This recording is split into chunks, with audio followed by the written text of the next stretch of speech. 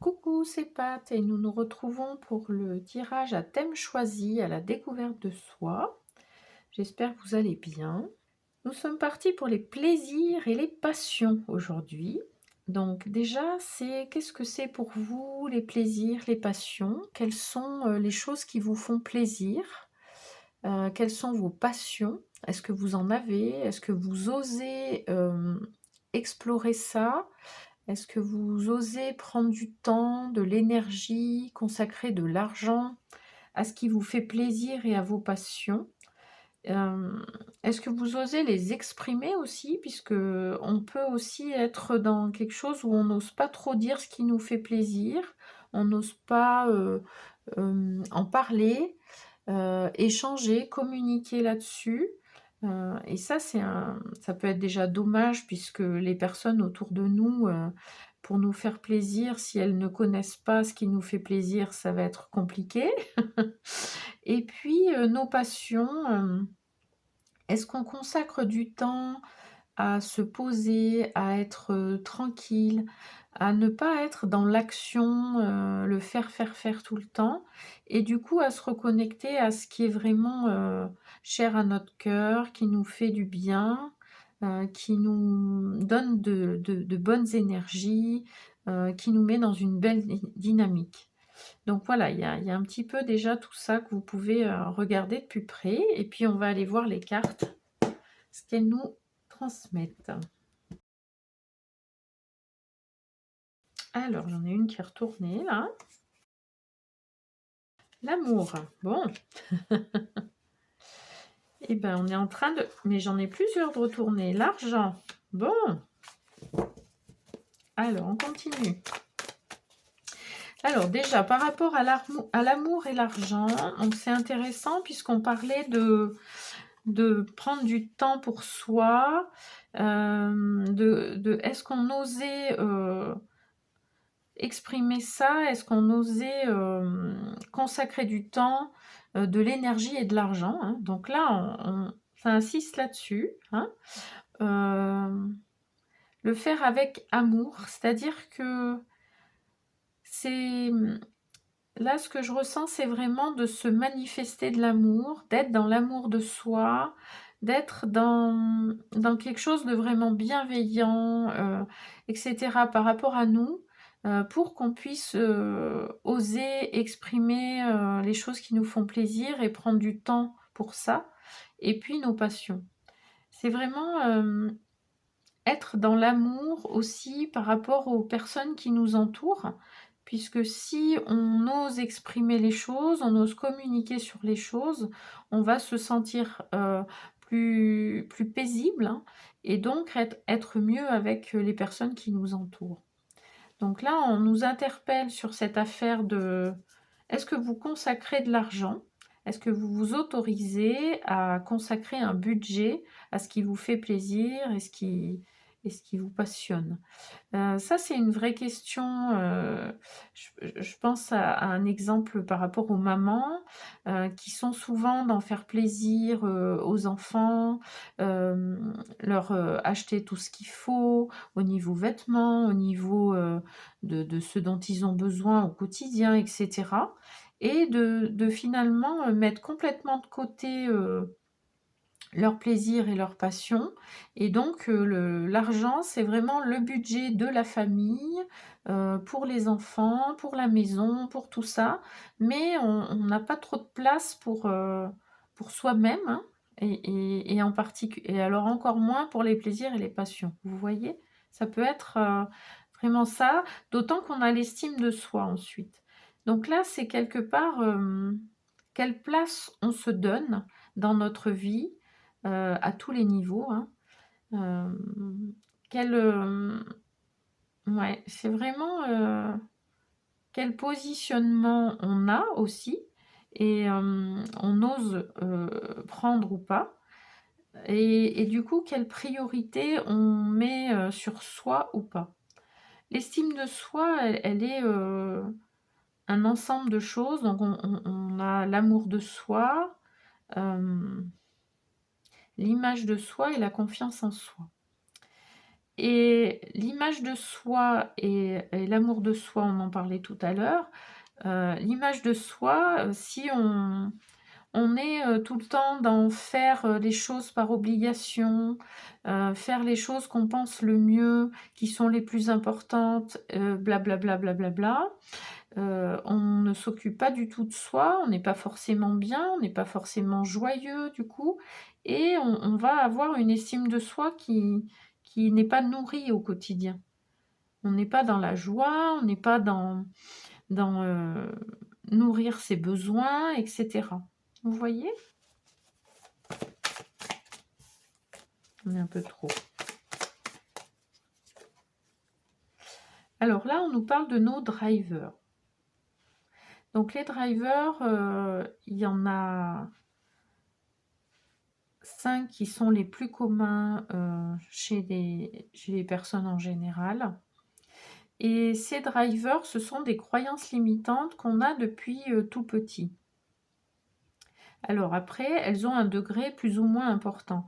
Donc là, ce qui est intéressant, c'est d'aller voir d'une part quel driver on a de manière plus importante, et puis ensuite de voir comment on peut réguler le curseur. Parce que tout à l'heure, je vous parlais de la maman avec les enfants, hein, et on peut avoir, par exemple, le driver fait plaisir ou le driver soit parfaite. Les mamans, je pense que vous reconnaîtrez avec ça, puisqu'on est souvent dans ces deux-là, hein, et avec des degrés vraiment très forts, hein. Et ça fait qu'on va vraiment complètement s'oublier, se mettre de côté, et on va être dans être une maman la plus parfaite possible, toujours faire plaisir, et ça va être également le cas avec la famille, ça va être également le cas avec notre conjoint. Et tout ça, voilà, ça alimente le fait qu'on va pas du tout sur l'aspect plaisir, passion, et on ne nourrit pas l'estime de soi du tout, quoi.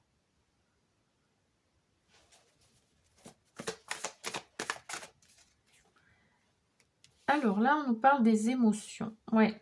Donc là, ce qui est intéressant peut-être, c'est de voir un peu les émotions qui vous viennent quand on évoque tout ça. Qu'est-ce qui se passe en vous? Qu'est-ce que vous ressentez comme émotion? Est-ce que c'est de la tristesse, de la colère, de la peur? Essayez de voir un petit peu ce qui se passe à l'intérieur de vous quand on évoque tout ça. Et puis ensuite, c'est être à l'écoute de vos émotions, puisque là, si elles viennent quand vous êtes en train d'explorer ça, c'est pas pour rien. Elles sont là, c'est pour vous transmettre un message. C'est pour vous indiquer un peu ce qui se passe à l'intérieur de vous. Et ça peut vous donner des informations sur où vous en êtes. Et puis qu'il est temps de faire des choix et de faire ouais, de prendre un engagement envers vous-même pour pouvoir nourrir un petit peu plus ses plaisirs et ses passions. Alors, je vous dis pas de faire n'importe quoi, n'importe comment, hein, on ne parle pas de ça, bien sûr. Mais là, l'idée, c'est de se dire, mais où j'en suis par rapport à tout ça? Comment je me prends en compte ou non? Et puis ensuite, essayez de voir ce que vous pouvez mettre en place, des petites choses pour pouvoir nourrir ces plaisirs, ces passions, des choses qui vraiment vous font du bien et vous amènent des émotions de joie, d'apaisement, de tranquillité, etc. Puisque si on est toujours dans cette notion de sacrifice ou de culpabilité, puisque si on ose faire quelque chose pour nous, si on ose penser à nous, alors là c'est grave, on est une mauvaise mère, etc. hein. Bon, je continue avec mon exemple de tout à l'heure, mais vous transposez au papa, hein, bien sûr. Essayez de voir un petit peu comment ça résonne en vous tout ça. Alors, en dos de deck, j'ai le pouvoir sur sa vie. Donc là, c'est le fait d'être dans ce constat, dans oser regarder ça de plus près, on reprend le pouvoir sur sa vie, on reprend le pouvoir sur notre bien-être. Puisque là, plutôt que de se victimiser et d'être dans subir la vie, subir tout le reste et être là pour les autres et être dans vraiment cette notion de sacrifice profond, là on reprend le pouvoir, quoi. Oui, bon ben voilà. Et on regarde ce qui peut nous, ce qui peut nous amener à avoir un meilleur équilibre dans notre vie. Alors là, on nous parle d'aller explorer vos zones d'ombre, puisque si on est dans tout ça, il peut y avoir des choses qui se passent en arrière-plan, dont vous n'avez pas conscience, des choses qui du coup ne sont pas nourries et qui se font que vous êtes dans des comportements qui finalement ne vous correspondent pas, ne vous font pas du bien et ne sont pas du tout dans l'amour. Et souvent, du coup, on n'est ni dans l'amour de soi, ni dans l'amour des autres, puisque quand on est dans le sacrifice, on n'est pas forcément bien avec les autres et on n'est pas dans cet amour fluide, tranquille, vous voyez? Alors, on n'est pas dans une vision utopique des choses, on est dans la vraie vie, on est au quotidien. Bien sûr, vous avez des contraintes, vous avez des obligations, etc. Ça, c'est OK. Mais là, ce qu'on vous dit, c'est tout ça, ça n'empêche pas de vous occuper de vous et d'être à l'écoute de vous-même et de prendre du temps pour soi. Puisque si on est bien, si on est heureux, si on est en forme, si on est dans une belle dynamique, évidemment que ça va être un bénéfice pour toutes les personnes qui vous entourent, quoi. C'est pas, là, on n'est pas centré sur nous, à penser qu'à nous, hein. C'est pas du tout de ça qu'on parle, hein. Et d'être dans le pardon, c'est aussi, voilà, on est OK, jusqu'à maintenant, on a fonctionné comme ça, c'est OK, on n'avait pas forcément conscience, hein, de ce qui se passait, on était dans ce flux-là et là, on nous dit: «C'est pas la peine d'aller s'auto-flageller, et de se dire qu'effectivement, on fait rien pour soi et que du coup, on n'est pas bien, on est de mauvaise humeur, on n'est pas en forme, on est machin et on s'en prend à tout le monde», peut-être. C'est OK, on a fait ce qu'on a pu jusqu'à maintenant. Là, on nous dit, on prend conscience des choses, on a des éléments de compréhension, de réflexion et là, on met des choses en œuvre pour, voilà, pour, activer la machine, dans un sens différent, avec un autre angle de vue et avec des perspectives différentes qui se profilent, quoi. Alors, on va aller chercher quelques cartes dans le tarot pour avoir des conseils.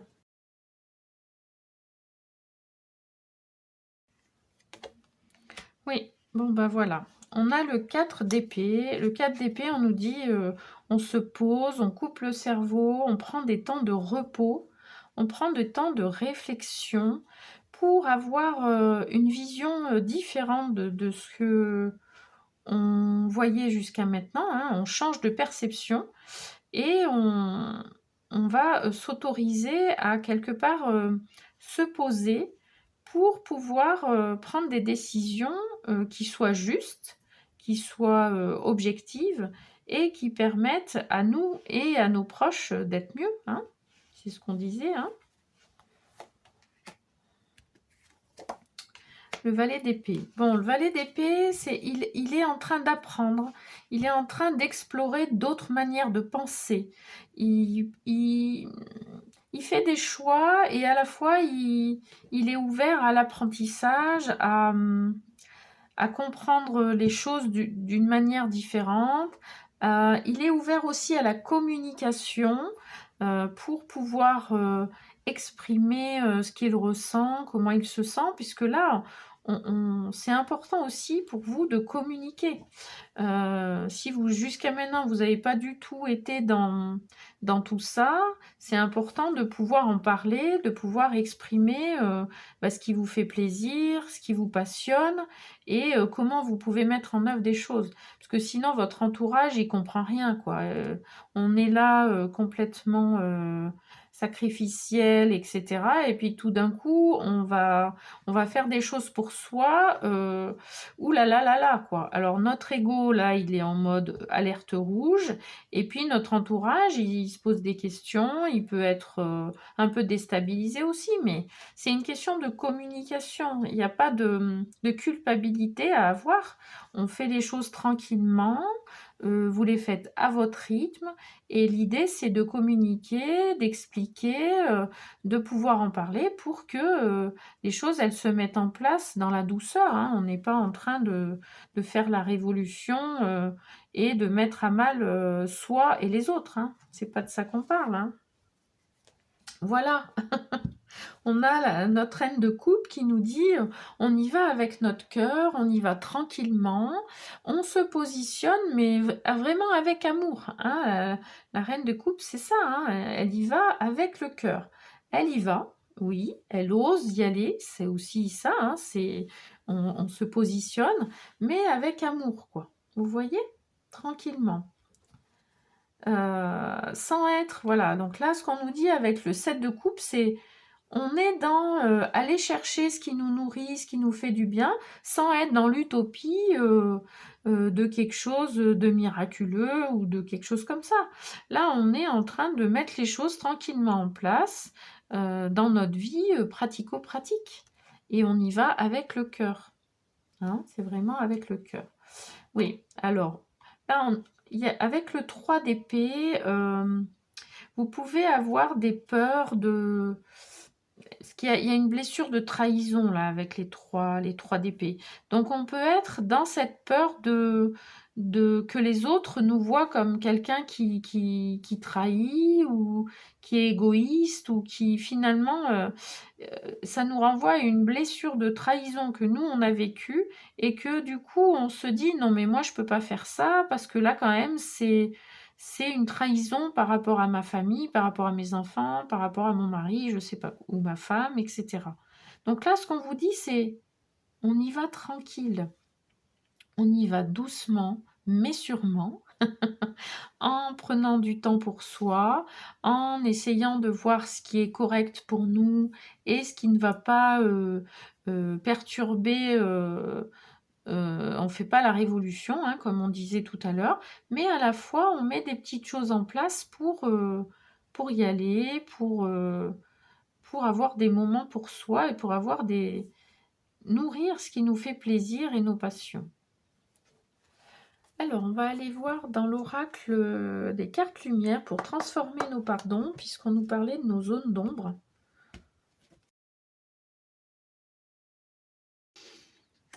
Alors, on a l'ombre, le trahi. Estomper le souvenir d'une trahison et restaurer la confiance en vous. Bon, là c'est intéressant hein, parce qu'on a vraiment les zones d'ombre, on est vraiment dans le thème. On a notre 3 d'épée là qui revient. Donc là, ce qu'on nous dit, c'est vous avez pu avoir une blessure de trahison. Il y a eu quelque chose à ce niveau-là. Vous avez vraiment eu une blessure. Là, on voit le cœur qui se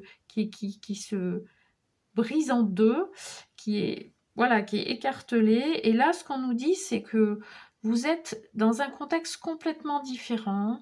Vous allez y aller avec douceur, avec amour.